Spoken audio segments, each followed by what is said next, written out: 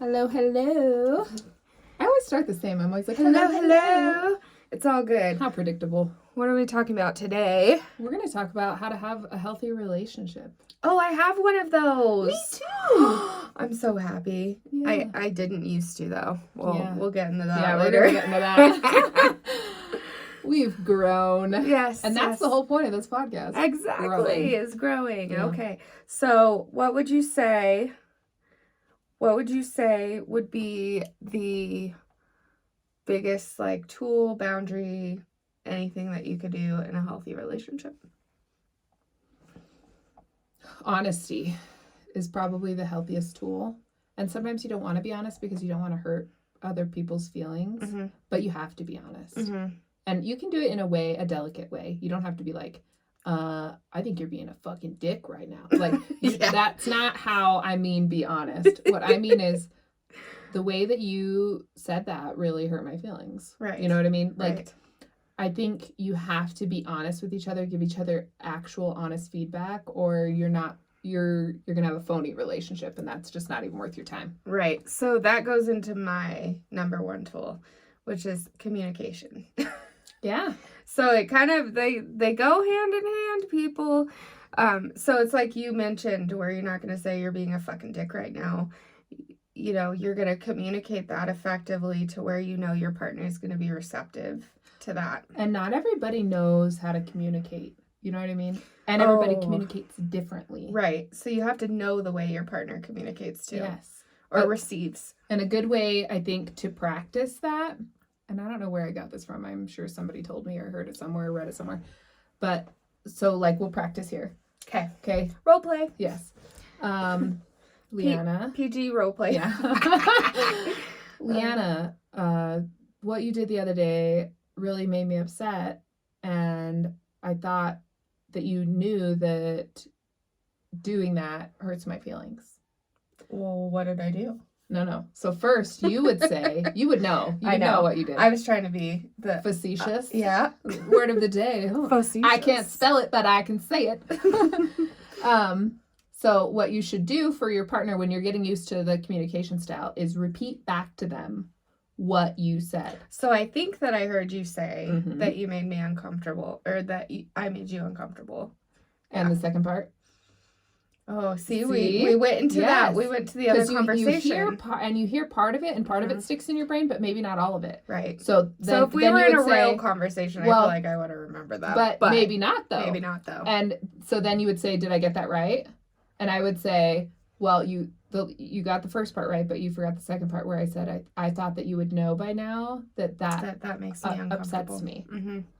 And so then you repeat it again, the whole thing, and then you say, is that right? Is there anything else? Because you open it up to is there anything else that we need to talk about in this situation? And without judgment, you're just hearing each other. So I like that technique. That's not something that I've been capable of doing in my relationships.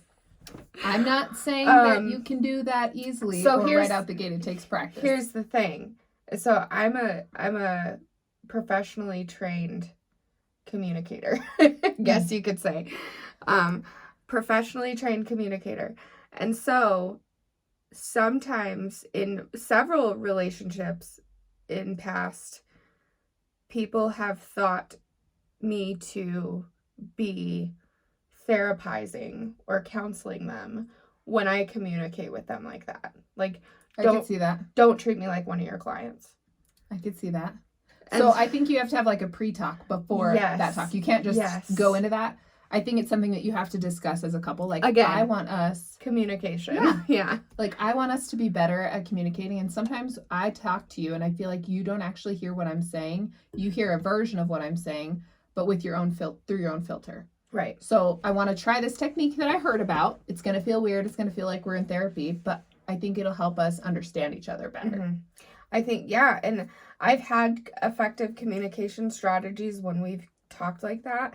I feel blessed to be in the relationship I am now because we have good communication that just comes organically and naturally, which is, to me, it's like a unicorn. But I mean, it works.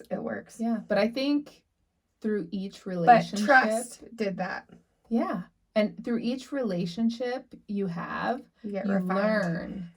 And even if it's a really bad relationship, you learn. Okay. There are tools you learn, things that you learn. And through each even poor experience or good experience, if you're open to working on yourself, you're working on yourself. If you're open to the lessons that are coming, you're going to have those lessons and you're going to learn some things. Right.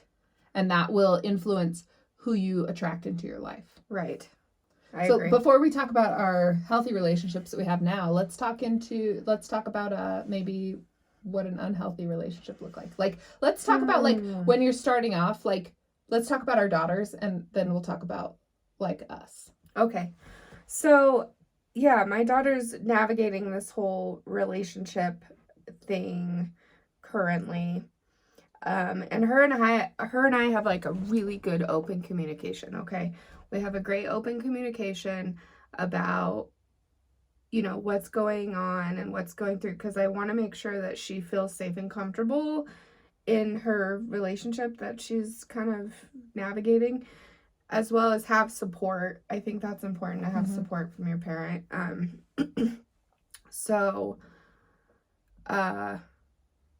Yeah, one of the things that we had discussed was like she had a certain feeling. She shared that with a friend.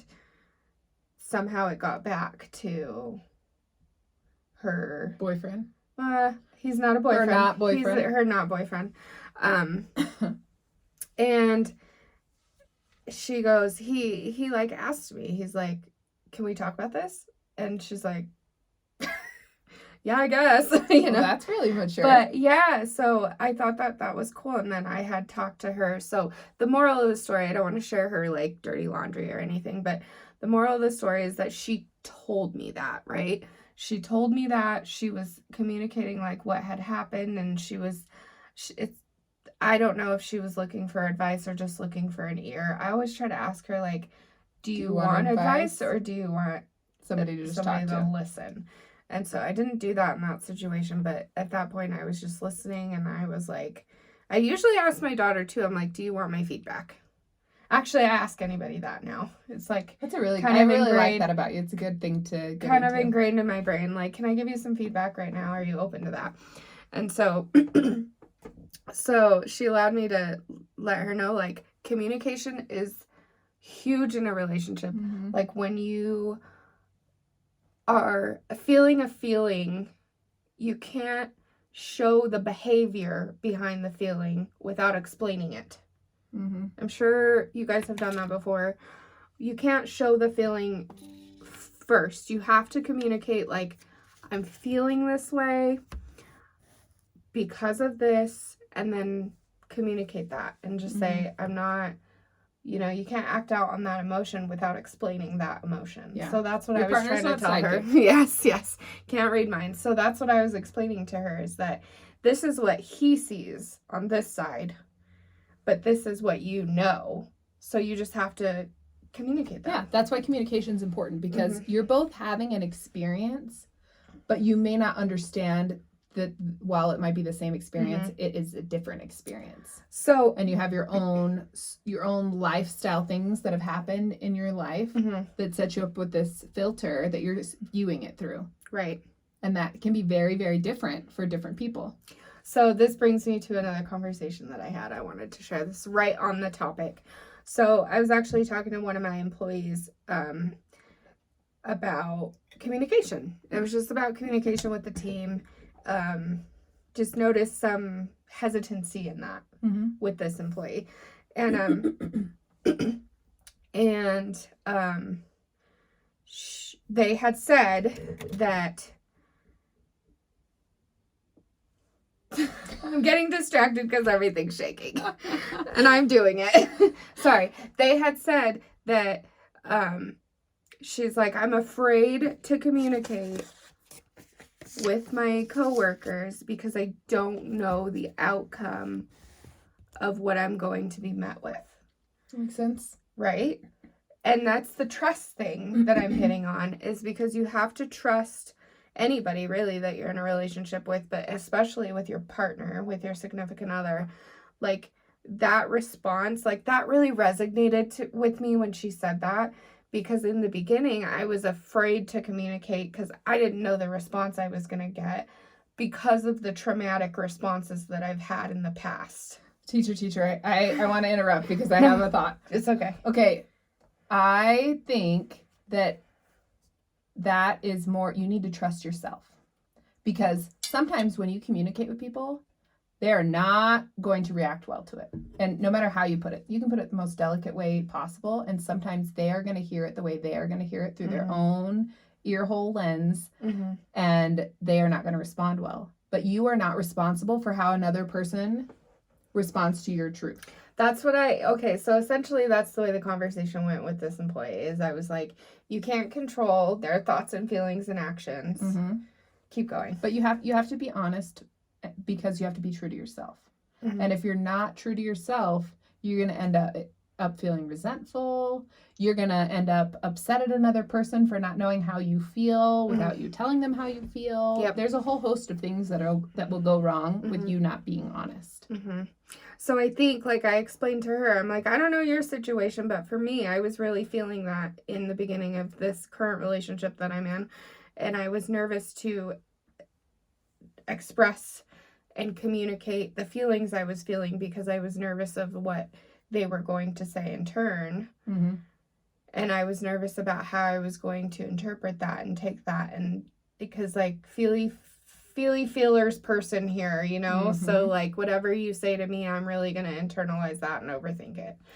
Well, and this goes back to being young. Like, when you're young, you're just learning. You know what I mean? Like, you're learning, the people you date are learning, and it's all a freaking madhouse because nobody knows what they're doing. Just a big science experiment. It really is. It really is, because you have all these things that you haven't worked through yet, and you haven't learned about yourself yet, and they have all those things that they haven't worked through yet, and they haven't learned about themselves yet. Yeah. So you're learning yourselves while you're learning each other. You're learning what's important to you, what you value, what you need, what you're willing to accept, what you're not willing to accept. You have to learn all these things. And in these young relationships, and I think about that with my daughter, like, she has the eye of a couple different people right now. But so eloquently put. Well, and one of them has been like this back and forth thing that she knows. She's even said, like, I know this is not going to be good. But the draw is still there. Yeah. Because she has something she has to work through that she hasn't worked through yet. That's why you're attracting somebody to help you heal something. Okay? And that, I think, is the most beautiful way to look at it. So if you're attracted to somebody you know is not going to be good for you, and you know it, then you know that is pointing you in the direction of something you haven't worked on yet. I just want to note for a second, is anybody else running through relationships in their head right now? Like, oh, yep, that was that one. You got me. That was that one. I've been attacked. Anyways, yeah. Yeah. So like my first relationships, disastrous. Okay. Like, I had no idea what I was doing. I allowed people to treat me poorly. I treated other people poorly because I hadn't worked through some stuff within myself yet. And I had a lot of work to do when I first started out. Yeah. And as I have worked through some of this stuff, the people that I attract are different. Yeah. Oh, gosh, yes. So my advice to my daughter is, if you're attracted to this person that you know isn't good for you, get it out of your system. See what it is that's there that you need to learn. Because do it while you're young. The sooner you can learn these lessons, the sooner you'll find somebody that is truly compatible with you. I think that's such a good lesson. I know we're not talking about parenting, but just to go into the soapbox of parenting, I think that's such a valuable lesson that you can teach your kids, because you can show them that you can go out and you can choose and make the choices that you need to make, but I'm here to kind of be a fail-safe for you. But also, I don't want it to sound like I'm telling my daughter to go date somebody that's going to beat the crap out of her or something. Like, not like that. Yeah. Okay? No. Those kind of relationships you definitely want to steer your children away from. Yes. And explain why. But, like, people that you know, like I'm talking about more like, oh, this one's probably going to break my heart. This is the bad this is the bad boy, right? And I feel like a lot of us have that, like, attraction to the bad boy, and for whatever reason, like, and guys too, like, they want that girl who's like, they know is gonna just eat them alive. and there's just some allure to it. Yes. It's exciting, and you're just attracted to that. Well, and then like you said earlier, it's like that person, however toxic or unhealthy it may be, is probably going to help you heal something. Because as you're talking about this, I'm kind of going through like my, I don't want to say negative, but trial relationships. Mm-hmm. I'll call them that. So it's neutral. But the trial relationships I'm kind of digging through in my head as you're speaking and thinking like, wow, I learned that from this person. I learned that from this person. Mm-hmm. Like I did that and I don't want to do that next time. And, and like sometimes that's the only way to learn like what you want is by figuring out what you don't want. Right. Or don't want to do in your next relationship if it's internalized. Because, like, I'll be honest, like, all my people know, like, I cheated one time, and it was the worst experience of my life. And you don't know how it feels until you do it. And I felt guilty, and I told him, and it was just, I needed to do that. I needed to go through that to be able to know that you never want to do it again. I never want to do it again. Like, never, ever. Because I had been cheated on. So one would think if you have been cheated on, you know how it feels on the other side. So you don't want to inflict that on this person. But different. For some reason, I had to walk through that and I had to do that so I could feel the feelings. You know what's interesting too? Because I've had a similar experience. I am not like a cheater, but I have had an experience where I did cheat. And I'll tell you what, like I was cheated on a lot when I was younger, and I did know how that felt, and that was really uncomfortable and painful to me. But it almost gave me a little bit of grace for the people that had cheated on me, like, oh, yeah, like because I'm not perfect, and they weren't perfect, right? And while I didn't ever want to be that person, me having had the experience of being that person taught me something valuable. Yeah, same, because I had walked through the process. I went through the choice. I remember one relationship where I'm like, why did you do this to me? And then, fast forward life, and now I was the person that was hearing, why did you do this to me? And it made, it just like set everything in place. And I was people like, wow. aren't, we're not actively trying to hurt other people. Yeah. Like, I am not trying to do this to you. This is something I did to me. Mm-hmm. Yeah, and you're affecting other people, but your Yes. consequences are affecting other people. Yes, and that hurts too. Like, it hurts to hurt other people. It does. And that sometimes is a lesson that you need to learn. Mm-hmm. Definitely needed to learn it at that point in time. Mm-hmm. So, you had said something earlier about, oh gosh, what was it? Where, you have to choose the people to, like, you were talking about your daughter. Yeah. You have to choose those people now to learn something. Yeah. And you can tell when you've learned the lesson because those people you're not attracted to anymore. Yeah. Like that one. Yes. That one. That's the thing you said is you're not attracted to them anymore after you learn the lesson. So she and I were just talking, okay, because we both ran into somebody yesterday. Yeah. Mine was last week. Oh, okay. I ran into the same person yesterday. Yes. And her partner was like, oh, what a douche canoe. Like, I bet you would have totally gone for him if you were single. So he did say that, yeah. So we're sitting there and he's like, yeah, like, you've never met him before? And I was like, nope, this is my first time. And he goes, oh, I totally bet you would fall for him. And I was like, 10 years ago? Hell yeah, I would have. Yeah, and I was thinking about the same thing. Like, this guy came over and gave me a hug, said hi. And I was just thinking to myself, like, totally not attracted to you, but I bet you unhealed Holly would have been super into you. Oh, magnetized. Yeah. Because I've already learned that lesson. Yeah. And that's not to say that you wouldn't, like, it's almost funny now because you'll recognize it. Like there's a glimmer of attraction almost, and then you're like, yeah. I'm not that person anymore. Yeah, this would work for 45 seconds, and then I'd be like, bye. Yeah. Yeah, I'm bored now. Yeah. Yeah. And as you grow, that's why people can outgrow other people in relationships too. Because once you have learned everything you can learn from that person, it's time. It's time. The universe is like, it's time to move on, my friend. Yeah. Yeah. So fast forward now, we've talked about like unhealthy relationships a little bit, and having learned through these unhealthy relationships what you've learned, what does the healthy relationship that you have look like now? Gosh, Like, I can say talk about when you like just from meeting your partner now to like what this has looked like. So we met very organically. Our whole relationship, if I could put one word on it, it's going to be organic, because it's just come so natural to us, and it's just been pleasant, you know? And like, no relationship is easy, so don't put me on blast, but it's been easy, you know? I'll say that. Well, and that's how you know you've done a lot of healing work.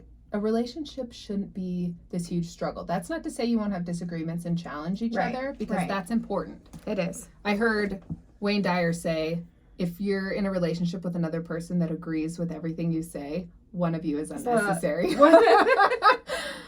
Or I've heard the thing is like somebody's not telling the truth, or somebody's not being truthful. But I've heard that too. But even if you are both being truthful and you just agree on everything, what are you learning? But it's the truth inside yourself that you're not actually sharing. So that's what it's a growing thing too. Yeah. So it's just been organic and natural and easy, and we walk through things like, if we have, like, don't get me wrong, we have trials and tribulations, we have disagreements, everything in a basic relationship, we do have to put work in, but it's like, we're both conscious about work. Like, it almost feels, so here's what I say about organic, because we're not perfect all the time, okay? You're not? Hate to break it to you. But here's what I'm saying about organic. So, one person is stressed out and not giving enough, and, like, their gas tank is empty. The other person steps up and fills that place. That's what we do. If we know that we haven't made time for each other, we make time for each other. So, I talk about it all the time. I've been going through this depression thing, and I'm finally coming out of it for the few months that I was kind of in it. I could say that my tank was running lower, and he was feeding me what I needed at that moment. So now that I'm kind of evening out, like, we're evening out together, so we're going on more date nights now. We're being intentional about our time together. We are putting the effort into, like, spending that time together and going on dates, and like, everything we do is fun. That's what makes it easy. Like, road trips, fun. He's in a band, so when we go out of town, fun. Whether we're together or we're with friends, it's just, we always just make that time to connect. And so that's been really, really good for both of us this past few weeks. And in the beginning, that was just kind of now it's more intentional. In the beginning, it's more like, oh, we're going to hang out all the time because we're all like, fluttery and all that. But now it's more intentional 2.5 years later. But it's still that same feeling together. And I love that. And I just think that, we know when the other person needs something, whether that's communicated or we just have that vibe together, and we just know that we just need to step up for each other. I'm having lots of thoughts right now, and I'm going to try to remember all of them. I'm sorry. No, it's good. It's good. So what I'm hearing when you say all this is, like, when you're young, you almost fall into partnership with people. Like, you're just attracted to people, and you just assume you don't have a choice. Like, you just fall into that. And then you allow whatever happens to happen. And hopefully you learn through some of those things. And then as you evolve as a person, you start to realize you can choose who you want, and you can choose what you put up with, and you can choose how you want to feel. And then also, a partner isn't just somebody that you're attracted to physically. A partner, and that's the sign of maturity too. Like, as you're growing, you stop being so attracted to the outer shell and start being more attracted to what's inside. I've definitely noticed that in my little relationship journey, for sure. And if you are going to be with this person long term, through kids, through all of the things, like, eventually you're going to be alone together. And if you can't have fun with that person and enjoy life with that person, that's not going to work. Right. And that's important. It's so important. And that's what we make the time for, really, is to develop that friendship with each other. And learning to communicate and how the other person communicates, and learning to be honest and open about what you want, what you need, what's important to you, what's fun for you, and making the time for each other. These are all keys to a healthy relationship. So I want to touch on trust and communication for a little bit in mine, and then I want to hear kind of your story and how you guys developed. But so in the beginning, there was this one thing that I would do. I would have an emotion. I would blow up on a text message. I would say all the feelings, just like vomit all of the feelings in a text message. Not always the wisest idea. And he's like, okay, do you need to talk? Like, he was like, you obviously need to talk, but he was nice about it. And so he would come over and we would talk about it. And I just realized that I was like being overly emotional and dramatic. And I was like, okay, I need to take a step back. And he like walked me through that, you know? And so we developed the trust through walking through that. And then he would set a boundary and say, you're not going to text these things to me. We are going to talk about it. And so it took me a few tries, and he was very, very graceful with me because, you know, at first it was just like text message, talk, boundary, cycle, repeat. Text message, talk. So I did that a few times. And then he started calling me after I'd send a text. And I only did this maybe a handful of times, like in the beginning, because I was dealing with that trauma. I had to work through that trauma because I was scared of the response. And it's a cycle that I was scared of you the had response. repeated previously. Yes. Which it's hard to break those. It's very hard. But having a partner that allowed me to walk through that and gave me that trust of like, I'll be here, whatever you say. But he also set a boundary and said, what you're saying is not okay and it's hurting me. And I'm not going to allow that to happen. So like him setting that boundary, but him allowing me to walk through that process and change that. Like now, you know, fast forward now, when we have like a disagreement or I have a feeling, I just let him know, like, I'm not on my best game today. Like, the mental is not my friend today. You know, like, I'll just let him know, like, today is not a good mental health day for me. And, you know, he's like, okay, thank you for letting me know. Like, what do you need? And so it's almost like preparation. And after I tell him that, it makes the thoughts lessen. Doesn't take them away because mental health is a bitch, but it makes them lessen. Sometimes all you need is to feel seen and heard. Yeah. And I think having a partner like this is the beautiful part about having a mature relationship too. Like, your partner 10, 15 years ago would not have probably handled you the same way that he handles you now. Oh no, it's funny. So I hear stories from our mutual friends that are like, you know, he's so much different with you, and because he's learned some lessons too. Yes. You know, and when you're both growing and learning, you can hold space for each other to grow and learn. And I see that in my partnership too. Like, there have been times when I have overreacted, or I have this thing where I start imagining the worst possible scenario in my head. I don't know if anybody else maybe has that. But, like, say he doesn't respond to my text right away, then I'll be like, oh my God. And then I'll have all these stories going in my head of what reason. Like the worst case too, huh? Yeah.